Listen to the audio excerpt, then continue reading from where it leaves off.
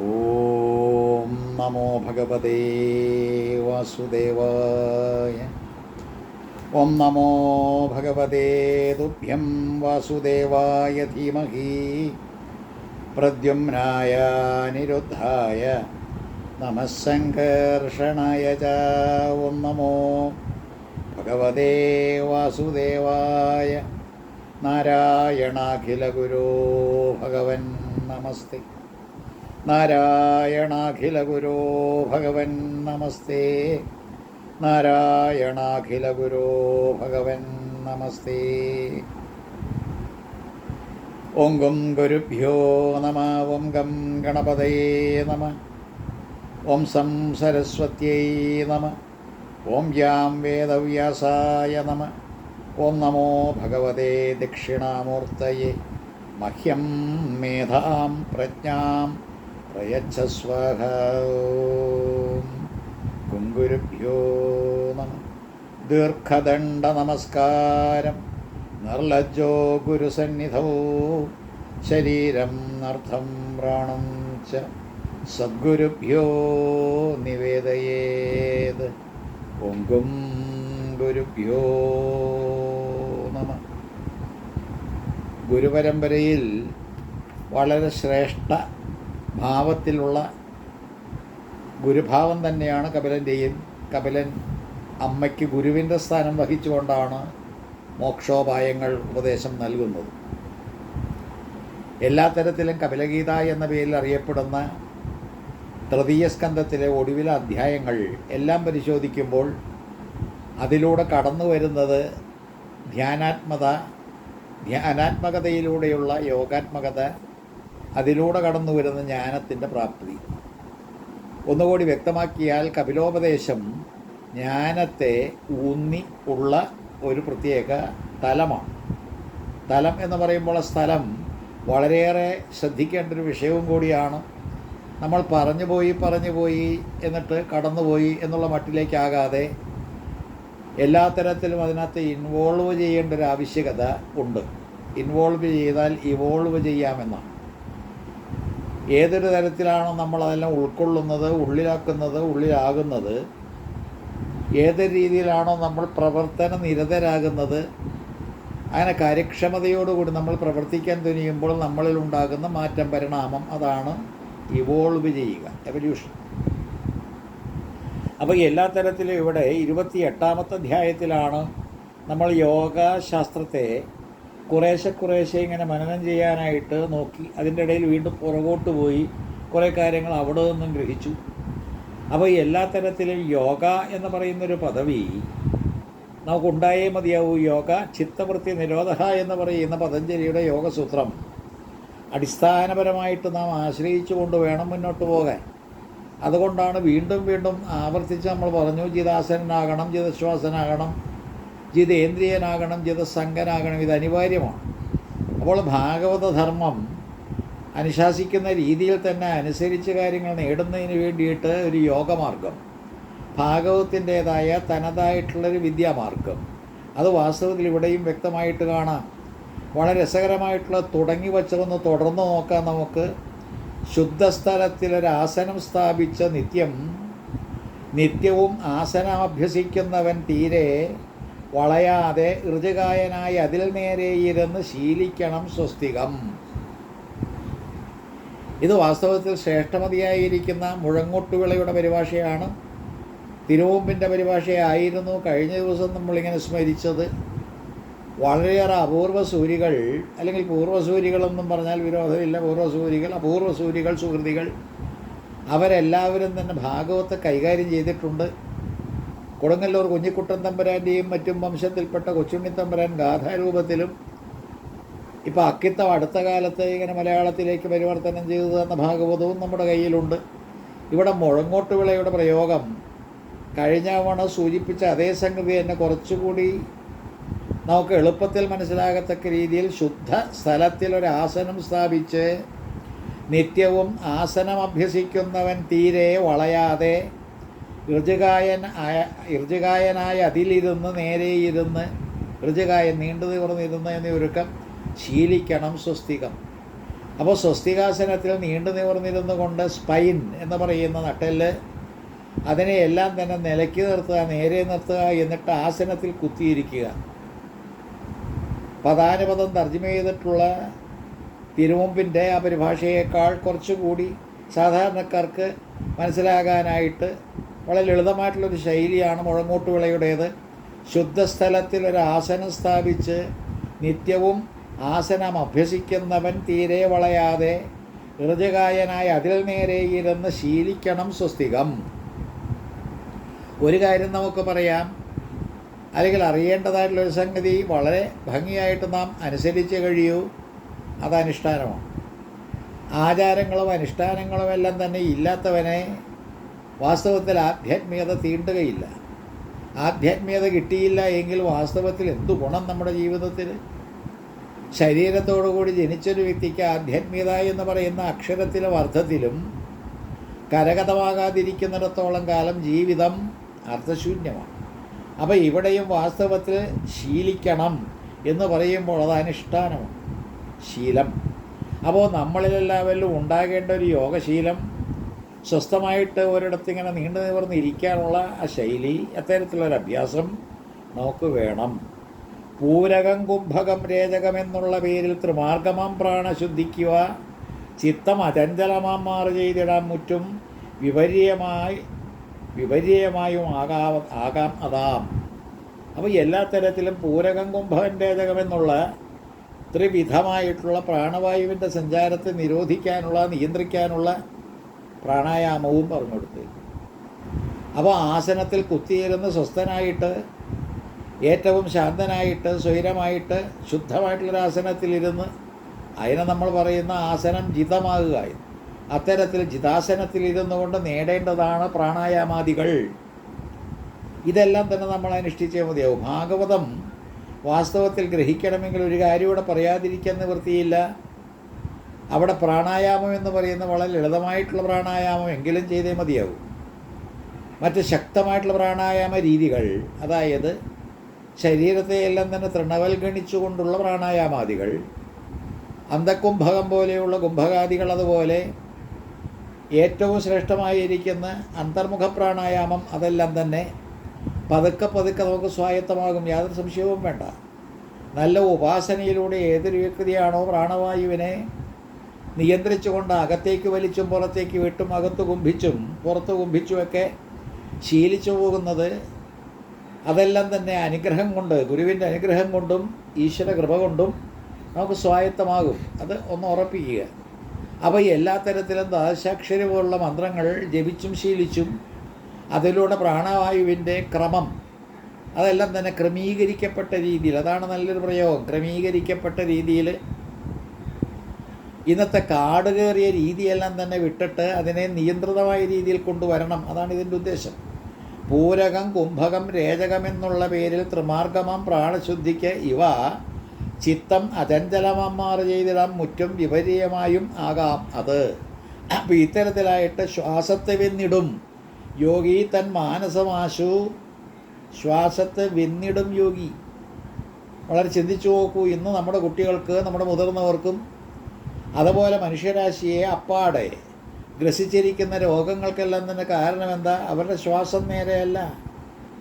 ശ്വാസത്തെ വെന്നിടും യോഗി. ശ്വാസത്തെ വെന്നവൻ ജയിച്ചവൻ യോഗിയാണ്. ശ്വാസ നിയന്ത്രണം സാധിച്ചിട്ടുള്ളവൻ യോഗിയാണ്.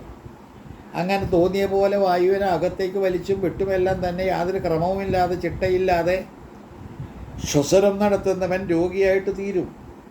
അവൻ്റെ വായുവിൻ്റെ സഞ്ചാരം നിയന്ത്രിതമായാൽ അവൻ യോഗിയാണ്. വായുപുത്രനായിരിക്കുന്ന ഹനുമാനെ ഇതെല്ലാം തന്നെ സിംബോളിക്കാണ് എന്ന് കണ്ടുകൊണ്ട് ഏതായാലും രാമൻ്റെ രാജ്യത്ത്, രാമസാമ്രാജ്യത്തിൽ ശക്തനായിരിക്കുന്ന ഹനുമാൻ്റെ റോൾ നിസ്സാരമല്ല. ഒരു കാര്യം പറയാൻ നിവൃത്തിയില്ല. ത്രേതായുഗത്തിലെ ശ്രീരാമചന്ദ്രൻ്റെ കാലഘട്ടത്തിൽ നാം കാണുന്ന ഈ ഹനുമാൻ എന്ന് പറയുന്ന ദേവതാസ്വരൂപം പ്രാണവായുവിൻ്റെ, ശ്വാസത്തിൻ്റെ, വായുവിൻ്റെ എല്ലാം തന്നെ അടിസ്ഥാന തത്വമായിരിക്കുന്ന അദ്ദേഹത്തെ നമ്മൾ ഏതായാലും കൃഷ്ണാവതാര സമയത്തും കാണുന്നില്ലേ, ദ്വാപരയുഗത്തിലും. അപ്പോൾ ദ്വാപരയുഗത്തിൽ കാണുന്ന ഈ ഹനുമാനാണെങ്കിൽ അവിടെ ഭീമസേനെയും കണ്ടുമുട്ടുന്നുണ്ട്. കദളീവനമെല്ലാം തന്നെ തച്ച് തകർത്ത് പോരുന്ന തൻ്റെ തന്നെ സഹോദരഭാവത്തിലുള്ള വായുപുത്രൻ തന്നെയായിട്ടുള്ള ഭീമസേനനെ കൺകുളിർക്ക് കാണാനുള്ള കൊതി കൊണ്ട് ഏറ്റവും ക്ഷീണിതനായ ഒരു കുരങ്ങനായിട്ട് വഴിയിൽ കിടക്കുന്ന ഹനുമാൻ നിങ്ങളൊന്ന് മനസ്സിൽ കൊണ്ടുവരൂ. പ്രാണവായുവിനെ പറ്റി പറയുന്ന ഈ സന്ദർഭത്തിൽ പ്രാണനെയും വായുവിനെയും എല്ലാം തന്നെ ജയിക്കാൻ ഇദ്ദേഹത്തിൻ്റെ സാന്നിധ്യവും സഹായവും ആവശ്യമാണ്.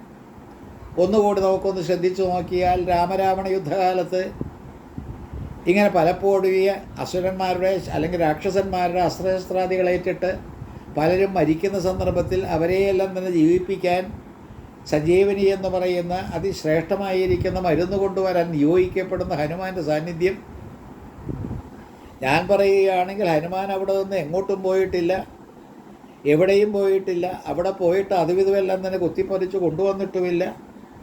കാരണം എന്താ? അദ്ദേഹം സാക്ഷാൽ ശിവപെരുമാളാണ്. മൃതസഞ്ജീവനി അദ്ദേഹത്തിന് സ്വതസിദ്ധവുമാണ്.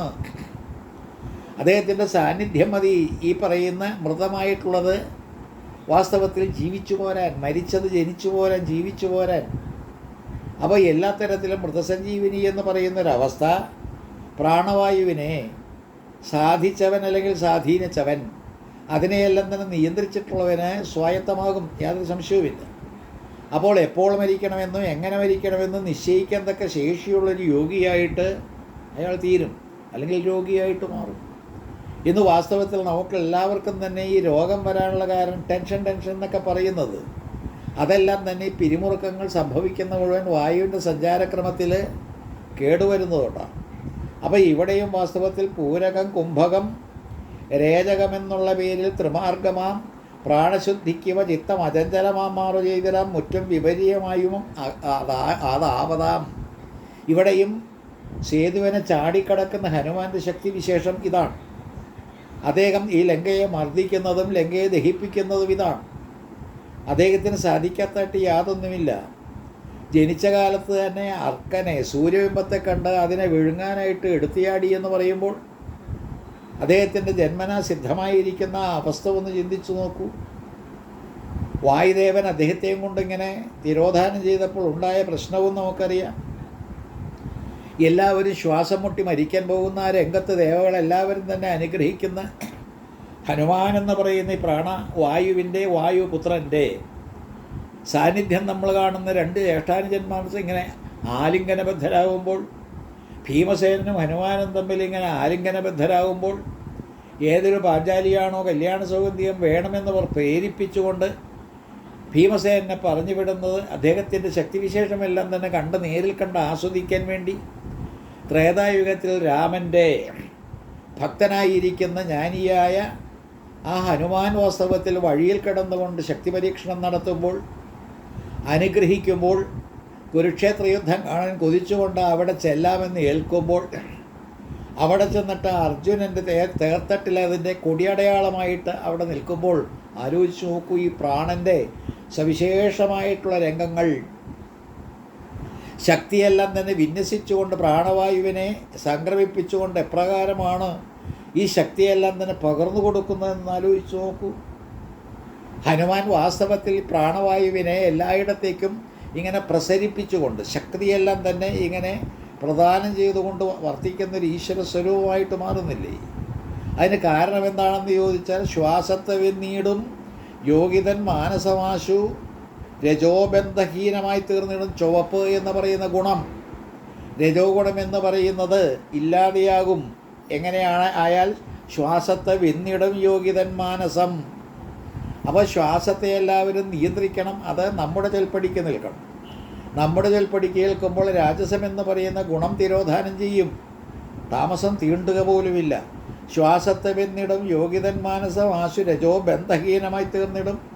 കാറ്റും കനലും തവിപ്പിച്ച് മാലിന്യമറ്റ മിന്നീടുന്ന പൊന്നെന്ന പോലവേ കാറ്റും കനലും തവിപ്പിച്ച്. അഗ്നിമാരുത യോഗം എന്നെല്ലാം തന്നെ ജ്യോത്സ്യന്മാർ പറയും. അഗ്നി മാരുത യോഗം, അനില സംയോഗം. ഏതായാലും അനലനായാലും അനിലനായാലും രണ്ടും കൂടി ചേർന്നാൽ ഊതി കത്തിക്കുന്ന കാറ്റിൻ്റെ സാന്നിധ്യത്തിൽ ഇങ്ങനെ ആളിക്കത്തുന്ന അഗ്നിയുടെ സ്വരൂപം, കാറ്റിൻ്റെ സഹായം ആവശ്യം. ഇവിടെയെല്ലാം തന്നെ രണ്ട് ദേവതകൾ, വായു ഭഗവാനും അതുപോലെ അഗ്നി ഭഗവാനും, അവരുടെ സാന്നിധ്യം കൊണ്ടുണ്ടാകുന്ന പ്രത്യേകത. അതെല്ലാം തന്നെ ഇവിടെ എപ്രകാരമാണോ തപിപ്പിച്ച് മാലിന്യമറ്റു മിന്നിയിടുന്ന പൊന്നെന്ന പോലവേ ഊതി കാച്ചി പഴുപ്പിച്ച് ശുദ്ധമാക്കുന്ന ആ സ്വർണത്തെ പോലെ നമ്മൾ മാറും. എന്നാലോചിച്ച് നോക്കൂ. ശ്വാസത്തെ വെന്നിടും യോഗിതൻ മാനസമാശു, രജോബന്ധം അത് ഇങ്ങനെ വിട്ടുപോയിട്ട് ഹീനമായി തീർന്നിടും. കാറ്റും കനലും തപിപ്പിച്ചു മാലിന്യമറ്റു മിന്നിയിടുന്ന പൊന്നെന്ന പോലവേ. അപ്പോൾ നമ്മളെയെല്ലാം തന്നെ സംസ്കരിച്ചെടുക്കുക എന്ന് ആ പദം തന്നെ ഇവിടെ ഒന്ന് പ്രയോഗിച്ച് നോക്കൂ. സംസ്കരിക്കുക. സംസ്കരിക്കുന്ന രീതി പലപ്പോഴും ഒരു ഓർ എന്ന് പറയുന്ന സംസ്കരിക്കേണ്ടതായിട്ടുള്ള പദാർത്ഥം അസംസ്കൃത വസ്തു. ഈ അസംസ്കൃത വസ്തുവിനെ നമ്മൾ അതിനെ ചുട്ടുപഴിപ്പിച്ചുകൊണ്ട് അതിൻ്റെ മാലിന്യങ്ങളെല്ലാം തന്നെ നീക്കി പോക്കി അതിനെ ശുദ്ധമാക്കുന്ന രീതിയിലാകണമെങ്കിൽ പ്രാണായാമം വേണം. ശ്വാസത്തെ വെന്നീടും യോഗിതൻ മാനസമാശു, രജോബന്ധം രജോബന്ധഹീനമായി തീർന്നിടും. കാറ്റും കനലും തപിപ്പിച്ചു മാലിന്യമറ്റ് മിന്നിയിടുന്ന പൊന്നെന്ന പോലവേ. എന്തെല്ലാം കാര്യങ്ങളാണ് ഈ കപിലൻ അമ്മയ്ക്ക് പറഞ്ഞു കൊടുക്കുന്നത്. വാമാമണേതൃദോഷങ്ങളെ ഈ പ്രാണായാമങ്ങളാലും ദുരിതങ്ങളാകവേ ധാരണ കൊണ്ടും വിഷയബന്ധങ്ങളെ ദൂരവേ പ്രത്യാഹാരത്തിനാലും തഥാ ഈശ്വരാർച്ചന വിഘ്നഹേതുവാം രാഗാദിദോഷമാധ്യാനത്തിനാലും ഒഴിക്കുക. പടിപടിയായിട്ട് ചില കാര്യങ്ങൾ പറഞ്ഞു കൊടുക്കുകയാണ്. അല്ലയോ അമ്മേ, ത്രിദോഷങ്ങളെ ഈ പ്രാണായാമങ്ങളാലും, ത്രിദോഷങ്ങളാണ് രജോ ഗുണവും സാത്വിക ഗുണവും താമസ ഗുണവും, അതാണ് വാസ്തവത്തിൽ ത്രിദോഷങ്ങൾ. ത്രിഗുണങ്ങളെന്നൊക്കെ നമ്മൾ പറയും. ത്രിഗുണങ്ങളാണെങ്കിൽ തന്നെ ത്രിദോഷങ്ങളാണ്. ശാരീരികമായിട്ട് പറയുമ്പോൾ വാദം പിത്തം കഫം എന്ന് പറയുന്ന ത്രിദോഷങ്ങൾ ആധ്യാത്മിക ദൃഷ്ടിയിൽ രജോ ഗുണം ദോഷമാണ്. വെളുത്തത് മാത്രം ഗുണമൊന്നുമല്ല, അതും ദോഷമാണ്. താമസം എന്ന് പറയുന്ന ദോഷം തന്നെ. അപ്പോൾ എങ്ങനെയായാലും ഈ ത്രിദോഷങ്ങളെയെല്ലാം തന്നെ ത്രിദോഷങ്ങളെ ഈ പ്രാണായാമങ്ങളാലും.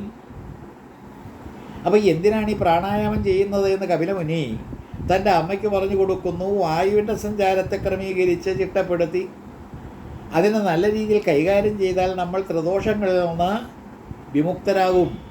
രാജസം സാത്വികം താമസം എന്ന് പറയുന്ന ത്രിമൂർത്തികളെ ജനിപ്പിക്കുന്ന ആ ഗുണങ്ങൾ അതിനെ അതിജീവിച്ചുകൊണ്ട് നമ്മൾ ഗുണാതീതമായിരിക്കുന്നൊരു ഭാവത്തെ ആർജിക്കുമെന്ന്. സിമ്പിൾ, വളരെ ലളിതമായിട്ടുള്ള രീതിയിൽ പറഞ്ഞ് അമ്മയെ പഠിപ്പിക്കുകയാണ്. ഈ പ്രാണായാമം കൊണ്ട് നമ്മൾ ആത്മഭാവത്തെ ആർജിക്കുമെന്ന് ഒന്നുകൂടി കടന്നാൽ. അങ്ങനെ ആത്മഭാവത്തെ ആർജിക്കുന്ന രീതിക്ക് വേണ്ടിയിട്ട് പ്രാണായാമം അവലംബിക്കണം. അപ്പോൾ ത്രിദോഷങ്ങളെല്ലാം തന്നെ തീർന്നു കിട്ടും. ത്രിദോഷങ്ങൾ കഴിഞ്ഞാൽ ത്രൈഗുണ്യ വിഷയാവേദ നിസ്ത്രൈഗുണ്യോ ഭവ അർജുന എന്ന് പറയുന്ന ഭാവത്തിലേക്കായില്ലേ.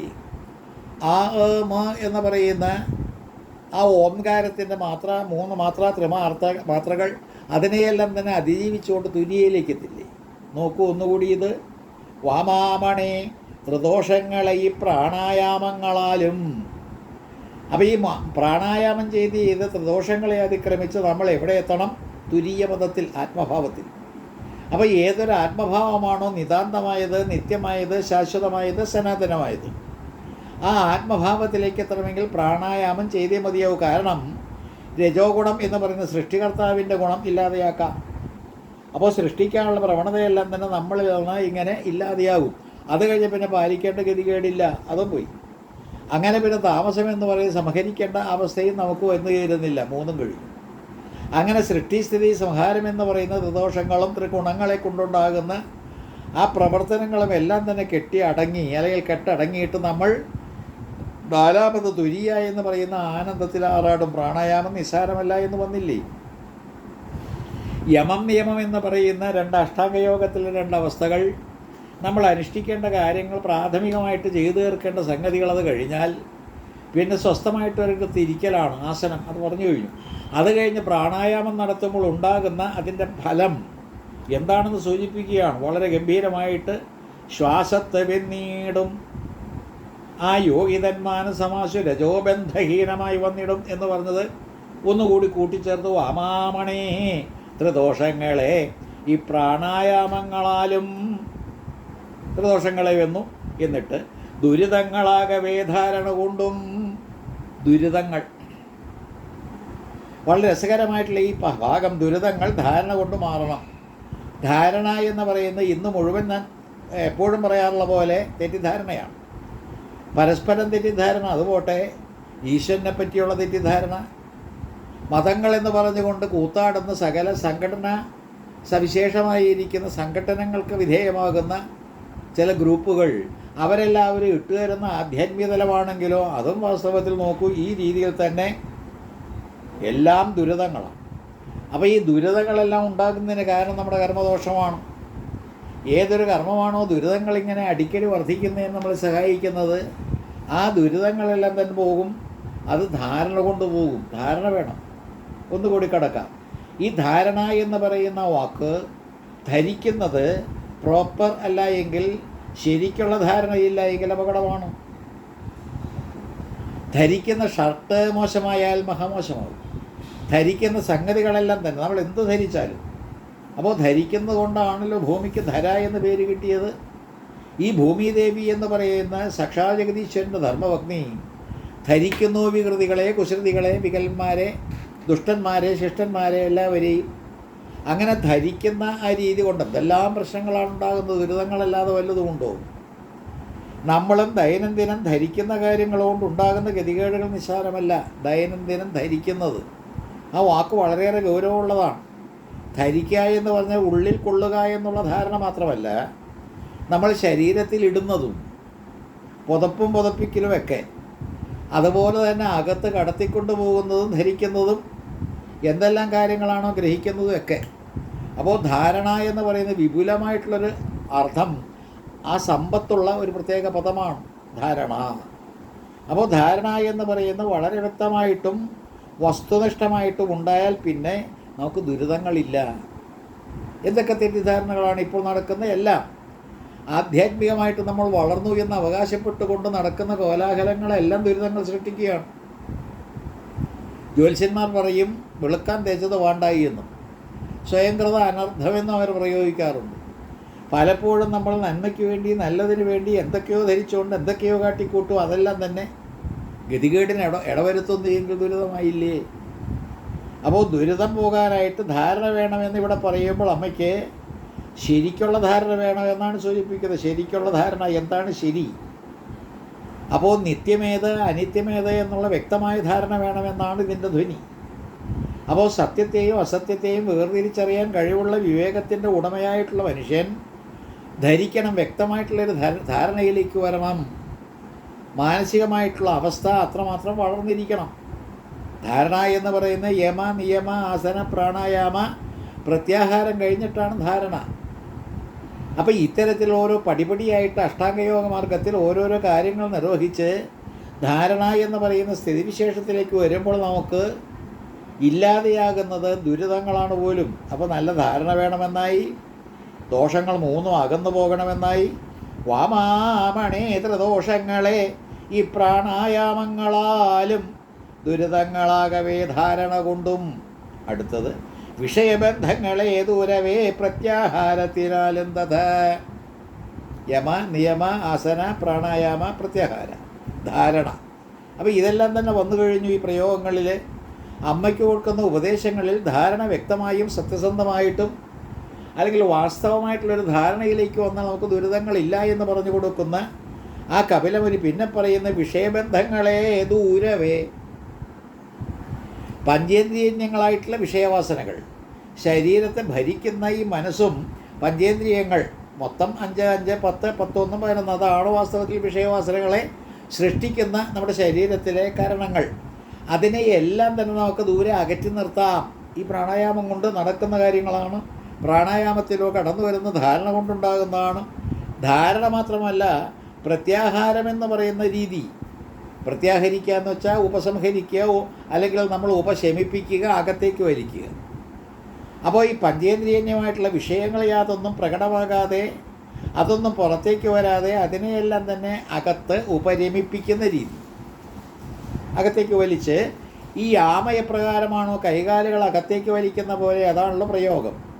അപ്പോൾ അത്തരത്തിലുള്ളൊരു പ്രയോഗത്തിലൂടെ നമ്മൾ നമ്മുടെ പഞ്ചേന്ദ്രിയന്യമായിട്ടുള്ള വിഷയവാസനകളെ മുഴുവൻ അകത്തേക്ക് വലിച്ച് പ്രത്യാഹരിച്ചു കഴിഞ്ഞാൽ അതിലൂടെ വിഷയബന്ധങ്ങളില്ലാതെയാകുമെന്ന്. ശരിയല്ലേ? വിഷയവാസനകളെല്ലാം തന്നെ പുറത്തേക്ക് അതിക്രമിച്ച് കിടക്കുമ്പോഴാണ് നമ്മൾ എല്ലാത്തരം പീഡനങ്ങളും നടത്തുന്നത്, പ്രശ്നങ്ങൾ സൃഷ്ടിക്കുന്നത്. ഇന്നത്തെ കുട്ടികളെല്ലാം തന്നെ യുവതലമുറ, അവർ ചെറുപ്രായത്തിലേ തന്നെ തുടങ്ങുന്നു ഈ വിഷയവാസനകളെ താലോലിക്കുന്ന സമ്പ്രദായം. തൊട്ടും തലോടി ഈ വിഷയവാസനകളെ മുഴുവൻ പ്രോത്സാഹിപ്പിച്ചും പ്രചോദിപ്പിച്ചും അത്തരത്തിൽ പ്രേരണയിലെത്തിയും പ്രലോഭിപ്പിച്ചും എല്ലാം മുന്നോട്ട് പോകുമ്പോഴാണ് എന്തെല്ലാം പ്രശ്നങ്ങളാണ് ദൈനംദിനം നമ്മൾ ഈ വാർത്തകളിലൂടെ കേൾക്കുന്നത്. ഇതെല്ലാം തന്നെ സംഭവങ്ങളായിട്ട് ഈ പ്രപഞ്ചത്തിൽ കടന്നു വരുന്നത്. അപ്പോൾ അതിനെല്ലാത്തിനും കാരണം വിഷയവാസനകളാണ്. അതിനെ പ്രത്യാഹരിക്കണമെന്നാണ് പറഞ്ഞത്. ഒന്നുകൂടി വ്യക്തമാക്കിയാൽ യമനിയമങ്ങൾ അനിവാര്യമാണ് മനുഷ്യജീവിതത്തിൽ. ആഹാരാദി കാര്യങ്ങളും ആ പ്രവർത്തനങ്ങളുമെല്ലാം തന്നെ നിയന്ത്രിതം ആയിരിക്കണം. യമനിയമങ്ങൾ കഴിഞ്ഞ് നിയന്ത്രിതമായിട്ടുള്ളൊരു ജീവിതത്തിൻ്റെ ഉടമയായാൽ നമുക്ക് സ്വസ്ഥമായിട്ടിരിക്കാം. അതാണ് ആസനം. ഈ ആസനം കഴിഞ്ഞാലാണ് പിന്നെ പറഞ്ഞ പ്രാണായാമം ഇവിടെ വരുന്നത്. പ്രാണായാമത്തിലൂടെ നമ്മൾ എല്ലാ തരത്തിലും നിയന്ത്രിതമാകുന്ന രീതിയിലേക്ക് കടക്കുമ്പോൾ നമ്മുടെ ധാരണയെല്ലാം തന്നെ യഥോചിതം അത് വേണ്ട രീതിയിലായി തീരും. പ്രത്യാഹാരം എന്ന് പറയുന്ന ഉൾവലിയുന്ന രീതിയിലേക്ക് കടന്നു വരുമ്പോൾ വിഷയവാസനകൾ അലട്ടുന്നതിൽ നമ്മൾ രക്ഷപ്പെടും. അങ്ങനെ വരുമ്പോൾ ഇവിടെ പറയുന്നത് വിഷയബന്ധങ്ങളെ പ്രത്യാഹാരം കൊണ്ട് ദൂരവേ നമുക്ക് ആട്ടി ഓടിക്കാം. പറയുന്നതിൻ്റെ അർത്ഥം എത്രയേ ഉള്ളൂ. പ്രത്യാഹാരാദി കാര്യങ്ങൾ യമനിയമാസന പ്രാണായാമ പ്രത്യാഹാര ധാരണ എന്നെല്ലാം പറയുന്ന സംഗതികൾ നമ്മുടെ ജീവിതത്തിൽ അനുപേക്ഷണീയങ്ങൾ, ഉപേക്ഷിക്കാൻ പാടില്ല. അതെല്ലാം തന്നെ ചെയ്തേ മതിയാകൂ. വാമാമണേതൃദോഷങ്ങളെ ഈ പ്രാണായാമങ്ങളാലും ദുരിതങ്ങളാകവേ ധാരണ കൊണ്ടും വിഷയബന്ധങ്ങളെ ദൂരവേ പ്രത്യാഹാരത്തിനാലും തഥാ ഈശ്വരാർച്ചന വിഘ്നഹേതുവാം രാഗാതിദോഷം ആ ധ്യാനത്തിനാലും ഒഴിക്കുക. അപ്പോൾ പറയുമ്പോൾ യോഗമാർഗം എന്ന് പറയുന്നത് ഇങ്ങനെ പ്രസംഗിച്ച് നമ്മൾ പോകാറുണ്ട്. പക്ഷേ കപിലമുനി അത് വ്യക്തമായിട്ട് അമ്മയെ ധരിപ്പിക്കുകയാണ്. ഈശാർച്ചന വിഘ്നഹേതുവാം. നമ്മൾ ഈശ്വരനെ അർച്ചിക്കാനും അല്ലെങ്കിൽ സകലതും അർപ്പിച്ചുകൊണ്ട് ഈശ്വര സേവയ്ക്ക് മുതിരുമ്പോഴും അവിടെ വരുന്ന വിഘ്നത്തിന് ഹേതുവായിരിക്കുന്ന രാഗാദിദോഷങ്ങൾ, കാമം, ക്രോധം, ലോഭം, മോഹം, മതം, മാത്സര്യം, ഇങ്ങനെയുള്ള രാഗാദിദോഷങ്ങൾ അതിനെ മുഴുവൻ ധ്യാനത്തിനാലും ഒഴിക്കുക. ഒന്നുകൂടി കഴിഞ്ഞതിൻ്റെ മുമ്പിലത്തെ പ്രാവശ്യമോ മറ്റോ ഇതിനെപ്പറ്റി ഇങ്ങനെ തൊട്ടുതൊടിച്ച് പറഞ്ഞു പോയത് ഉറപ്പിക്കാൻ വേണ്ടിയിട്ടാണ് വീണ്ടും അത് ആവർത്തിച്ച് റീഇൻഫോഴ്സ് ചെയ്യുന്നത്. അപ്പോൾ എവിടം വരെയായി? യമം, നിയമം, ആസനം, പ്രാണായാമം, പ്രത്യാഹാരം, ധാരണ, ധ്യാനം. അഷ്ടാംഗയോഗത്തിലെ 7ാമത്തെ ധ്യാനത്തിലേക്ക് കടക്കുമ്പോൾ കിട്ടുന്നത് എന്താ? ഈശാർച്ചന വിഘ്നഹേതുവാൻ രാഗാദിദോഷമൊക്കെ പോവും. അപ്പോൾ ഏതാണ് വിഘ്നം? വിഘ്നം എന്ന് പറയുന്ന ഈശ്വരാർപ്പണ ബുദ്ധിയോടുകൂടി പ്രവർത്തിക്കാൻ തുനിയുമ്പോൾ അതിന് തടസ്സം നിൽക്കുന്ന ആ വിഘ്നങ്ങൾ രാഗാദികളാണ്. നമ്മൾ വിഘ്നേശ്വരൻ എന്ന് പറയുന്ന ഗണപതിയെ ഉപാസിക്കുന്നത് ഉപാസനയുടെ വിഘ്നങ്ങൾ തീർക്കാൻ വേണ്ടിയിട്ടാണ്. ഒന്നുകൂടി ചിന്തിച്ചു നോക്കൂ. ഭണ്ഡാസുരനെ നിഗ്രഹിക്കുന്നതിന് വേണ്ടി ശക്തമായിട്ടുള്ള ഭാവിയിൽ ദേവി കാമേശ്വരിയായിട്ട് അവതരിച്ചില്ലേ? കാമേശ്വരി എന്ന് പറയുന്ന ലളിതാപരമേശ്വരി യുദ്ധകോലാഹലങ്ങളുമായിട്ട് പോകുമ്പോൾ കൂടെ ഏറ്റവും ശക്തിയുള്ള വാരാഹിയും സൈന്യ സംഭാരങ്ങളും ഉണ്ടായില്ലേ? മന്ത്രിണി എന്ന് പറയുന്ന ദേവിയും കൂടെ ഇല്ലേ? ബാല എന്ന് പറയുന്ന മകളും മുമ്പിൽ തുള്ളിച്ചാടി ആ യുദ്ധത്തിൽ പോകുന്നില്ലേ? അപ്പോഴും ഈ പറയുന്ന തടസ്സം വന്ന് വിടുന്നില്ലേ? തടസ്സം വന്നപ്പോൾ വിഘ്നേശ്വരൻ ജനിക്കുന്നത് കാമേശ്വര മുഖാലോക കൽപ്പിത ശ്രീ ഗണേശ്വര വിഘ്നങ്ങൾ തീർക്കാനാണ്. ഈ കഥാഗോളത്തെ നമ്മൾ വേറൊരു മാനത്തിലൂടെ ദർശിക്കണം. എന്താ മാനം? കാമദേവനെ ദഹിപ്പിച്ചു ശിവനെങ്കിലും കാമദേവൻ ചുട്ടെരിഞ്ഞ് ചാമ്പലായി പോയിട്ടും ആ ചാമ്പലിൽ നിന്ന് വീണ്ടും ഭണ്ഡാസുരൻ ജനിച്ചു എന്ന് പറയുമ്പോൾ കാമാദി രാഗാദി ദോഷങ്ങൾ അതെല്ലാം തന്നെ വാസ്തവത്തിൽ വിഘ്നങ്ങളാണ്. അതിനെ നശിപ്പിക്കണം, അതിനു വേണ്ടിയിട്ടുള്ള പുറപ്പാട്.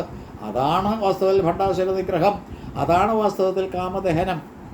ശിവനും ശിവയും കൂടി രണ്ടുപേരും കൂടി കൂട്ടായി അത് പൂർത്തീകരിച്ചു. കാമേശ്വരിയും കാമേശ്വരനും വേണ്ടി വന്ന രണ്ടുപേരും അവരുടെ പ്രയത്നം കൊണ്ടാണ് ഈ വിഘ്നങ്ങളെ തീർത്തത്. എന്തിനാ? ഉപാസനയ്ക്ക്. അപ്പോൾ ഏതൊരു ഈശ്വര സേവ, ഉപാസന അല്ലെങ്കിൽ അത്തരത്തിൽ ആധ്യാത്മികമായിട്ടുള്ള ഉയർച്ചയ്ക്ക് തടസ്സങ്ങളായിട്ട് നിൽക്കുന്നതിനെ മുഴുവൻ ഇല്ലാതെയാക്കാൻ ധ്യാനം വേണം എന്ന് പറഞ്ഞിട്ട്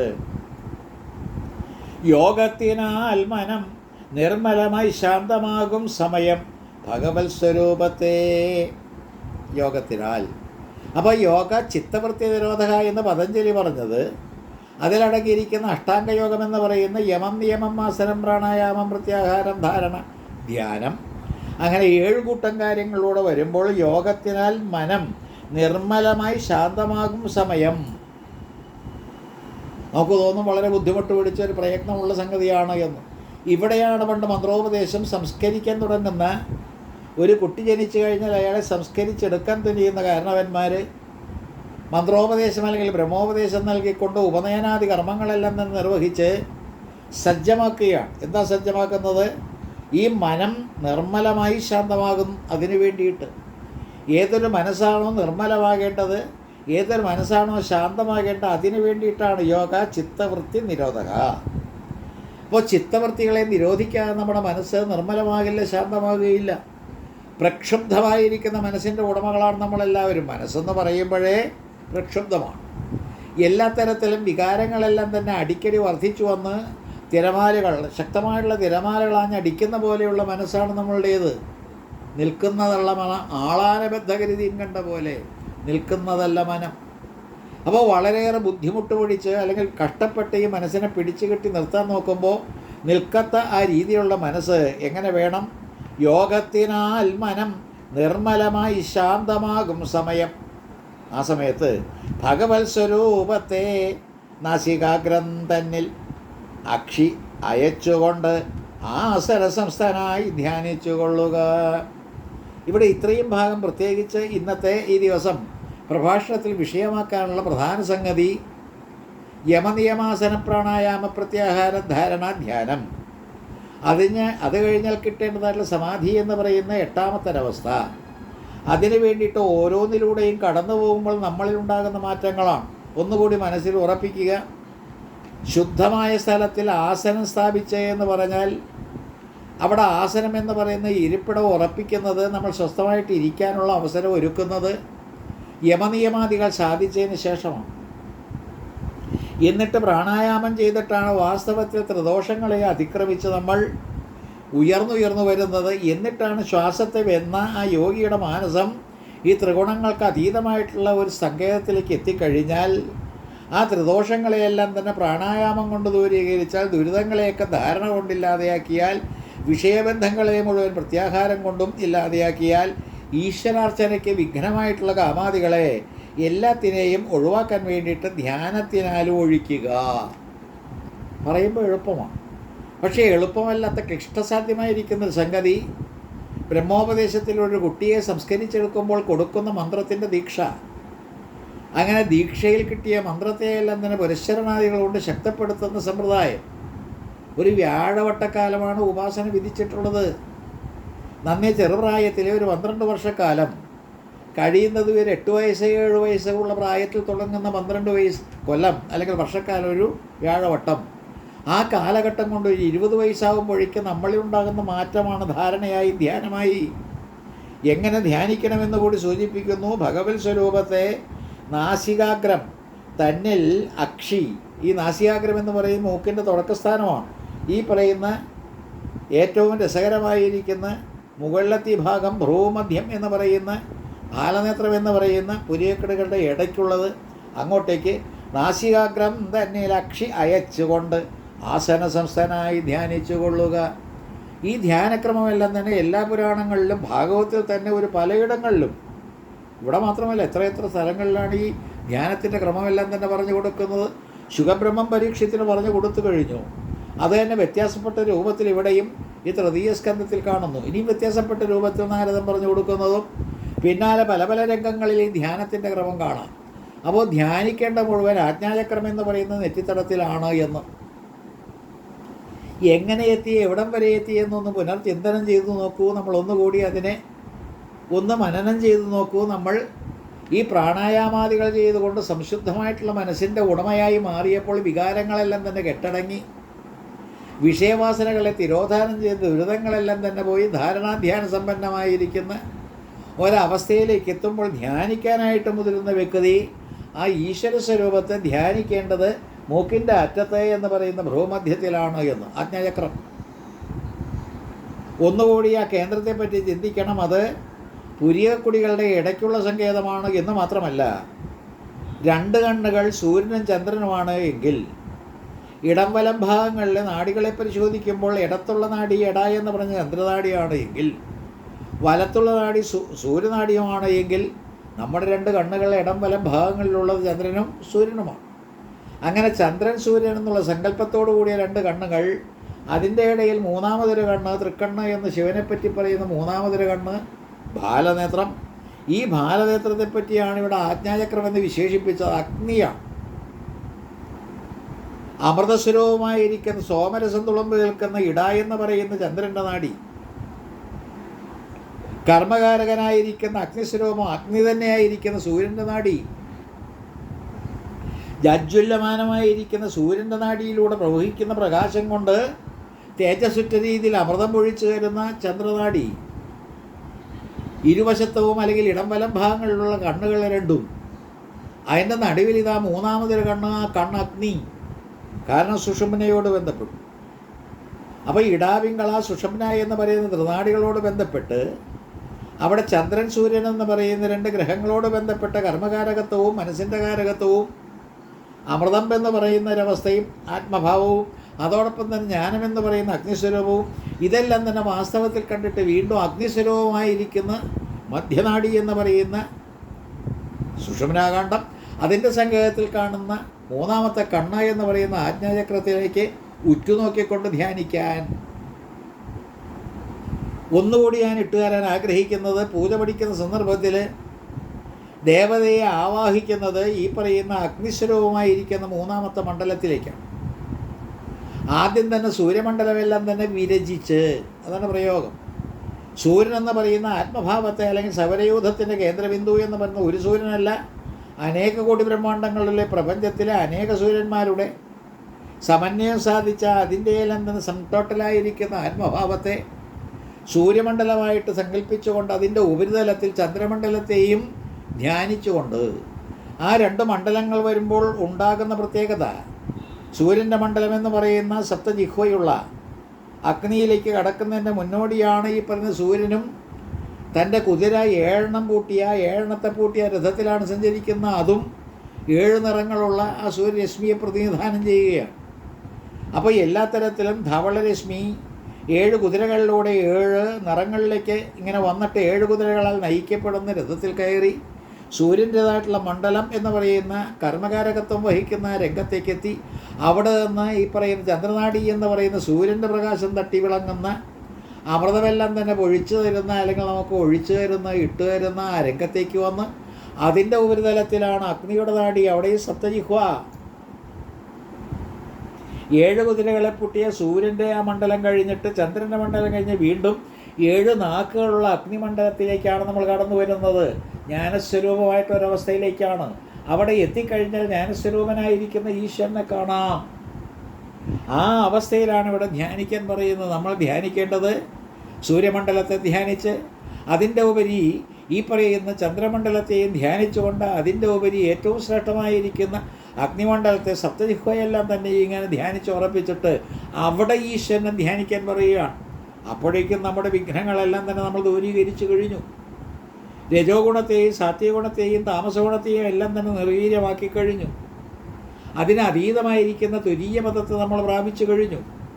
ദുരിതങ്ങളെല്ലാം തന്നെ നമ്മൾ കടത്തി ഓടിച്ച് അതിനെ വിട്ടുകളഞ്ഞു. എന്നിട്ട് ഈ പറയുന്ന പ്രത്യാഹാരം കൊണ്ട് വിഷയവാസനകളും എല്ലാം തന്നെ ഒഴിഞ്ഞ് സംശുദ്ധമായിട്ടുള്ളൊരു മനസ്സ്, ധ്യാനത്തിന് മനസ്സാവശ്യമാണ്. മനസ്സ് ബുദ്ധിയായിട്ട് മാറുകയാണ്.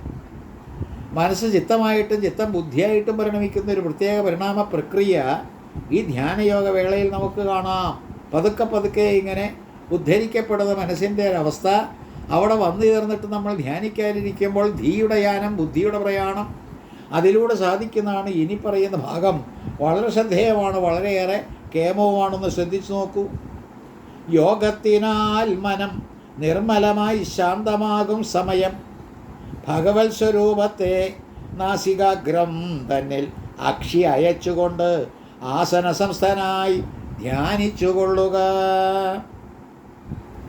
ഏതു മൂർത്തിയെ ധ്യാനിച്ചാലും മൂർത്തികളെയെല്ലാം തന്നെ ധ്യാനിക്കുന്നത് അമൂർത്തമായിരിക്കുന്ന ഒരവസ്ഥയിലേക്ക് പോകാൻ വേണ്ടിയിട്ടാണ്.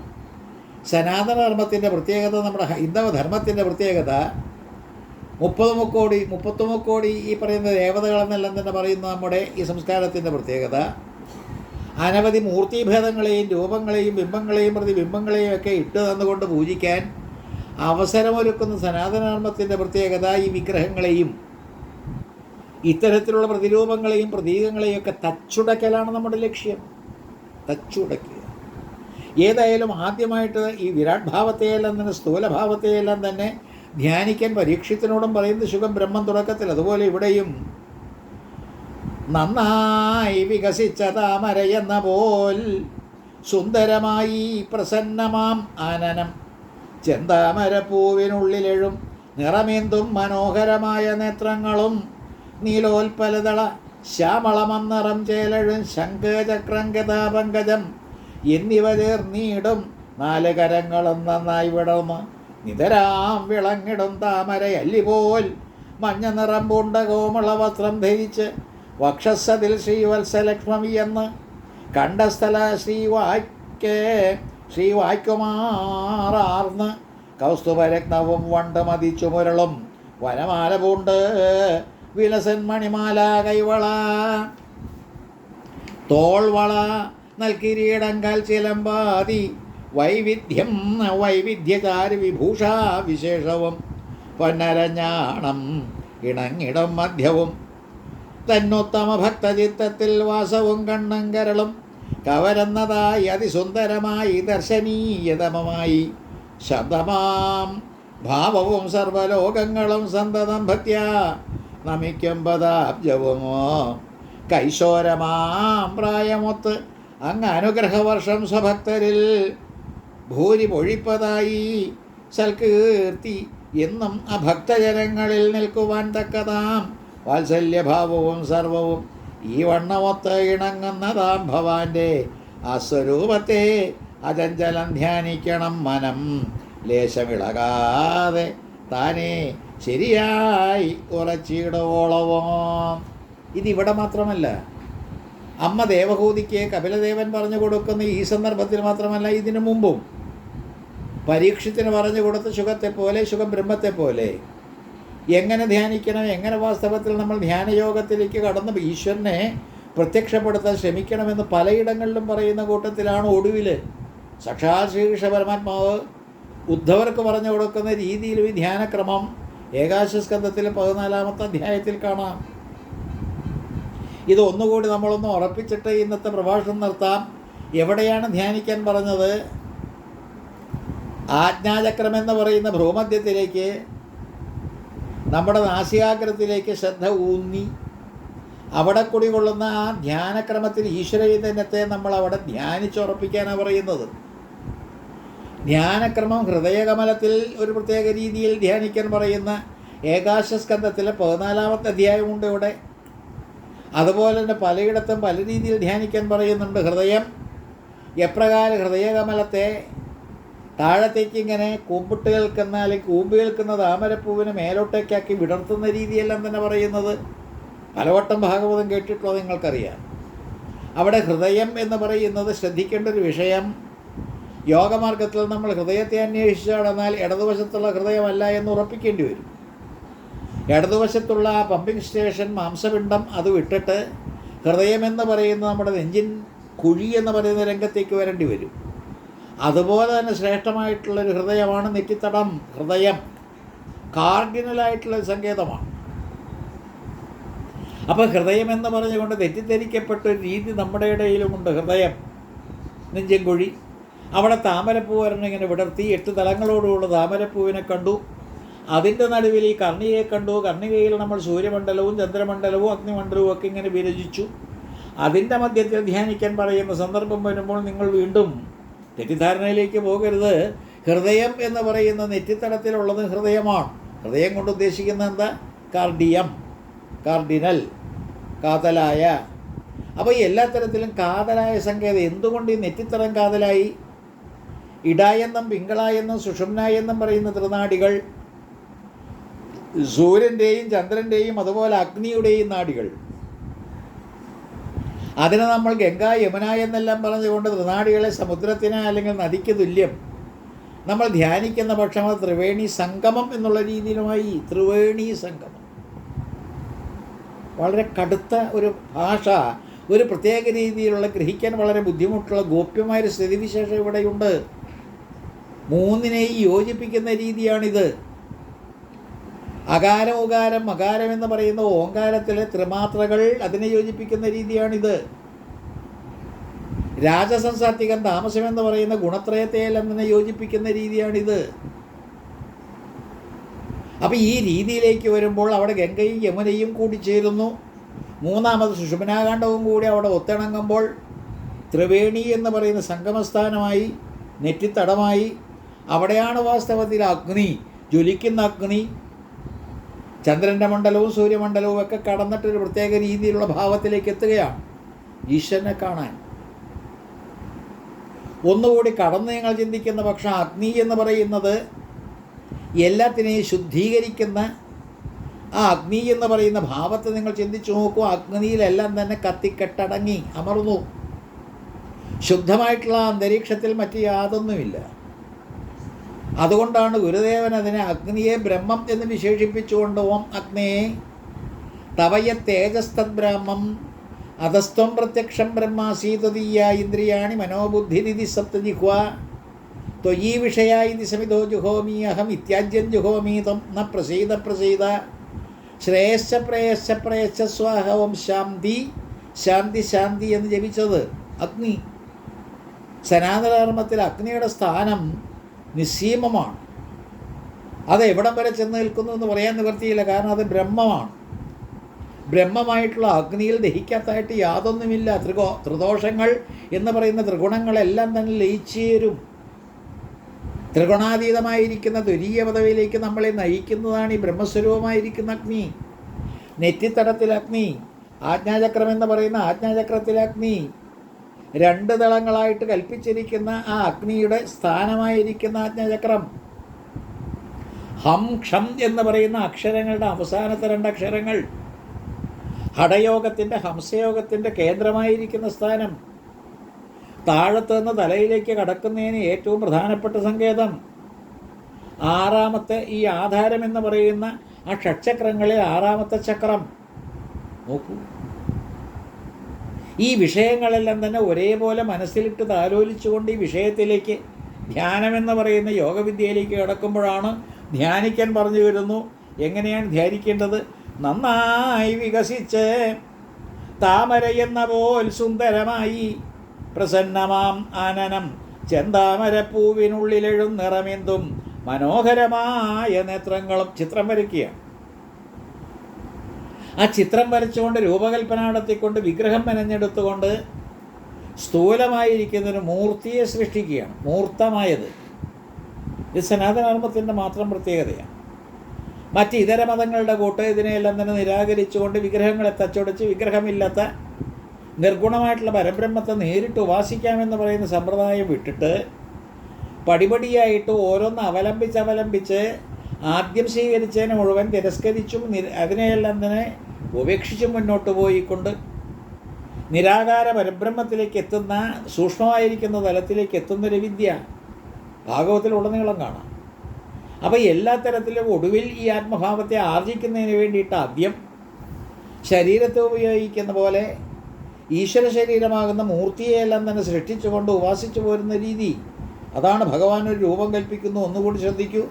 നന്നായി വികസിച്ച താമരയെന്ന പോൽ സുന്ദരമായി പ്രസന്നമാം ആനനം ചെന്താമരപ്പൂവിനുള്ളിൽ എഴുന്നിറമേന്തും മനോഹരമായ നേത്രങ്ങളും നീലോൽപ്പലതള ശ്യാമളമം നിറം ചേലഴും ശംഖ് ചക്രം ഗതാപങ്കജം എന്നിവ ചേർന്നിടും 4 കരങ്ങളും.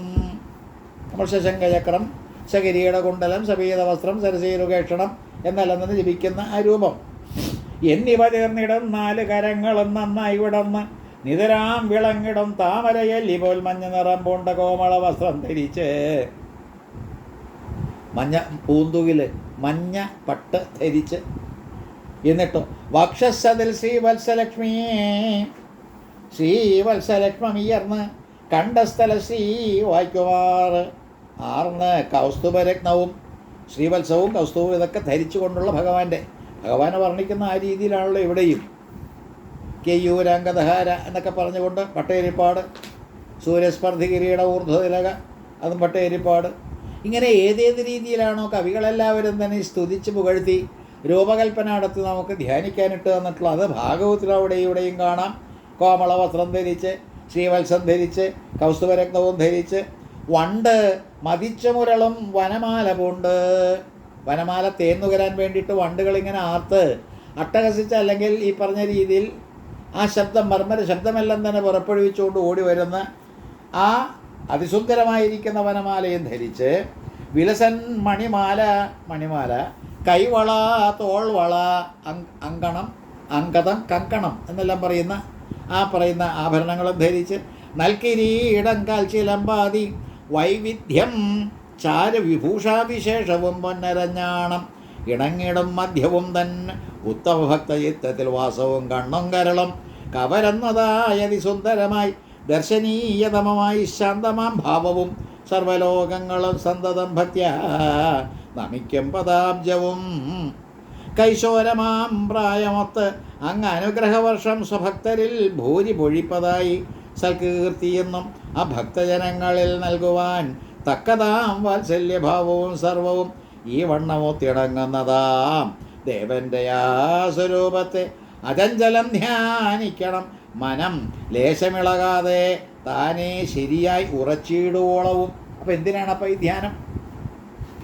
യമനിയമങ്ങൾ കഴിഞ്ഞിട്ട് ആസനത്തിൽ കുത്തിയിരുന്ന് സ്വസ്ഥമായിട്ട് പ്രാണായാമം അനുഷ്ഠിച്ച് ത്രിഗുണാതീതമായിരിക്കുന്നൊരവസ്ഥയിലേക്ക് കടന്ന് ധാരണ അന്തർമുഖമായിട്ടുള്ള മനസ്സിൻ്റെ പ്രത്യാഹാരം എന്ന് പറയുന്ന രീതിയിലൂടെ കടന്നു കയറിയിട്ട് ധാരണയിലേക്കും ധ്യാനത്തിലേക്കും കടന്ന് ആ ധ്യാനത്തിൽ നമ്മൾ മനസ്സ് ഇളകാത്ത രീതിയിലേക്കാക്കുക.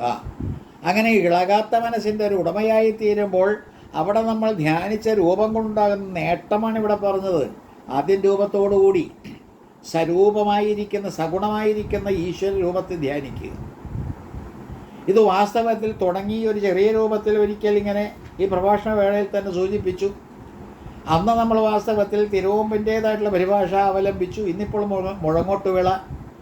ഏതായാലും ആരായാലും നമുക്ക് ഇട്ടുതരുന്ന ഭാഗവതത്തിലെ ഈ ഭാഗങ്ങൾ നമ്മൾ വാസ്തവത്തിൽ സശ്രദ്ധം ശ്രദ്ധിക്കുന്ന പക്ഷം സ്ഥൂലമായിരിക്കുന്ന പ്രപഞ്ചത്തിലേക്ക് കടന്നു വന്ന ജീവൻ സ്ഥൂലമായിട്ടുള്ള പ്രപഞ്ചത്തെ തന്നെ സ്വീകരിച്ചുകൊണ്ട്, അതായത് ശരീരത്തെ സ്വീകരിച്ചുകൊണ്ട്, അതാണല്ലോ ഒരധ്യായത്തിൽ അങ്ങനെ പറഞ്ഞു. പ്രപഞ്ചത്തിൻ്റെ സൃഷ്ടിക്ക് കാരണമായിരിക്കുന്ന ശബ്ദവും ശബ്ദത്തിൽ നിന്നുണ്ടായ ആകാശാദിഭൂതങ്ങളും അതിനനുസരിച്ചുള്ള ഗുണങ്ങളും ശബ്ദം, സ്പർശം, രൂപം, രസം, ഗന്ധം ഇത്യാദികളും അതിനെയെല്ലാം തന്നെ യോജിപ്പിച്ചുകൊണ്ട് ശരീര അവയവങ്ങളെയും ഘടിപ്പിച്ചുകൊണ്ട് ശരീരമെന്ന് പറയുന്ന പിണ്ടാണ്ടത്തെ മെരുക്കിയെടുക്കാനുള്ള വിദ്യയായിട്ട്, അത്തരത്തിലൊരു മാർഗമായിട്ട്, യോഗവിദ്യയായിട്ട് കൊണ്ടുവരുന്ന രീതി. അല്ലയോ മനുഷ്യ, നിൻ്റെ നരജന്മം വളരെ ദുർലഭമാണ്. നിൻ്റെ ശരീരം പ്രത്യേകിച്ചും നല്ലൊരു ഉപകരണമാണത്. വാസ്തവത്തിൽ ഉപയോഗിക്കാൻ നീ വാസ്തവത്തിൽ ശ്രദ്ധിക്കണം. അങ്ങനെ ഉപയോഗവിധേയമാകേണ്ട ഉപകരണം എന്ന് പറയുന്ന ശരീരത്തെ വേണ്ട രീതിയിൽ കൈകാര്യം ചെയ്തുകൊണ്ട് നേട്ടങ്ങൾ കൈവരിക്കാൻ വേണ്ടിയിട്ട് ഒരു പ്രയത്നം നടത്തണമെന്ന് അമ്മയോടിങ്ങനെ പറഞ്ഞു കൊടുക്കുന്ന അമ്മയ്ക്ക് വേണ്ടിയിട്ടൊന്നുമല്ല. അതായത് മുമുക്ഷുവായിരിക്കുന്ന ജന്മനാ തന്നെ സിദ്ധ പദവിയിലേക്ക് എത്തിയിരിക്കുന്ന സധീരത്നം ദേവഹൂതി ആ അമ്മയെ സംബന്ധിച്ചിടത്തോളം ഈ ഉപദേശമൊന്നും ആവശ്യമില്ല. പക്ഷേ ഇതെല്ലാം തന്നെ പറയുന്നത് കപിലൻ്റേതായിട്ടുള്ള ഗീത അവതരിപ്പിച്ചുകൊണ്ട് വേദവ്യാസരെ ഒരു പരമഹംസ പദവിയിലേക്ക് നമ്മെ നയിക്കാനുള്ള വിദ്യ പ്രദാനം ചെയ്യുകയാണ്. ഒന്നുകൂടി ഞാൻ ഊന്നിപ്പറയാൻ ആഗ്രഹിക്കുന്ന നമ്മളെല്ലാവരും തന്നെ വളരെ ശ്രദ്ധാലുക്കളായിട്ട് പരമഹംസ പദവി എന്ന് പറയുന്ന ആ അവസ്ഥയിലേക്ക് എത്തണമെങ്കിൽ ശരീരത്തെ വേണ്ട രീതിയിൽ ഉപയോഗിക്കണമെന്ന് ഉറപ്പിക്കാൻ വേണ്ടിയിട്ടാണ്. ഇനിയും വരുന്ന ഭാഗങ്ങളിലൂടെ ഇത് കടക്കുമ്പോൾ പഞ്ചേന്ദ്രിയങ്ങളും ആയിട്ടുള്ള വികാരങ്ങളും വിഷയവാസനകളും ഇതെല്ലാം തന്നെ അതിക്രമിച്ചുകൊണ്ട് അതിനെല്ലാം തന്നെ ശരീരത്തെ ഉപയോഗിച്ചുകൊണ്ട് യമനിയമാദികൾ കൈകാര്യം ചെയ്ത് കൊണ്ടുപോകുന്ന രീതി ആലോചിച്ച് നോക്കൂ. ശക്തമായിട്ടുള്ളൊരു ഉപാസന. അപ്പോൾ ഉപാസനയ്ക്ക് വിധേയമാകുന്ന ശരീരത്തെയും ശരീരം കൊണ്ട് ലഭിച്ച ഉപാസനാധന്യമായിരിക്കുന്ന അവസ്ഥയെയും അത്തരത്തിലുള്ള നേടുന്ന നേട്ടങ്ങളെയും അതിൻ്റെ ഫലപ്രാപ്തിയും എല്ലാം തന്നെ വ്യക്തമാക്കുന്ന രംഗങ്ങളാണ് ഇന്ന് ഈ പ്രഭാഷണ വിഷയമായിട്ട് കൈകാര്യം ചെയ്യുന്ന, അതായത് നമ്മൾ 28ാമത്തെ അധ്യായത്തിൽ വരുന്ന വൈഷ്ണവ യോഗ നിരൂപണം കപിലോപദേശത്തിൽ കൈകാര്യം ചെയ്തത്. ഏതായാലും ഇതിലൂടെ ഇങ്ങനെ കുറേ ദിവസം നമുക്ക് ഒഴുകി നടന്നാൽ നമുക്ക് ഏതാണ്ടൊക്കെ ഭാഗവത്തിലൂടെ കിട്ടേണ്ടത് ഇന്നത് എന്ന് വ്യക്തമാക്കാൻ സാധിക്കും. ഇന്നിപ്പോൾ വാസ്തവത്തിൽ സത്രങ്ങൾ നടക്കുന്നുണ്ട്. അവിടെയെല്ലാം തന്നെ എന്തൊക്കെയോ കോലാഹലങ്ങളാണ്. ഏകാഗ്രതയോടുകൂടി മനസ്സിനെ പിടിച്ചിരുത്തിക്കൊണ്ട് നിർമ്മലമായിട്ടുള്ളൊരു മനസ്സിൻ്റെ ഉടമയാകാനുള്ള പ്രയത്നം ഇല്ല എന്നു മാത്രമല്ല, സംശുദ്ധമായിരിക്കുന്ന മനസ്സ് കിട്ടിയതിന് ശേഷം നമ്മൾ ധ്യാനാത്മകമായിട്ടുള്ളൊരവസ്ഥയിലേക്ക് എത്തിയിട്ട് നെറ്റിത്തറം എന്ന് പറയുന്ന ആജ്ഞാചക്രത്തിലെ അഗ്നി, അതിൽ നമ്മൾ ഈശ്വരാത്മഭാവം അതിനെയെല്ലാം തന്നെ ധ്യാനിച്ചുകൊണ്ട് രൂപം കൽപ്പിച്ചുകൊണ്ട് രൂപമില്ലാത്തൊരവസ്ഥയിലേക്ക് എത്താനുള്ളൊരു പ്രയത്നം, അത് ഭാഗവത വിദ്യ. എന്ത് ഭാരതീയ വിദ്യ, അതോ വാസ്തവത്തിൽ ആധ്യാത്മിക വിദ്യ? ആ വിദ്യ കരഗതമാകാൻ കപിലമുനി അനുഗ്രഹിക്കട്ടെ എന്ന് പ്രാർത്ഥിച്ചുകൊണ്ട് നമുക്ക് നിർത്താം. ഓം സഖനാവവതു സഖനോ ഭുനക്തു സഖ വീര്യം കരവാവഹൈ തേജസ്വിനാവധീതമസ്തു മാ വിദ്വിഷാവഹൈ. ഓം ശാന്തി ശാന്തി ശാന്തി.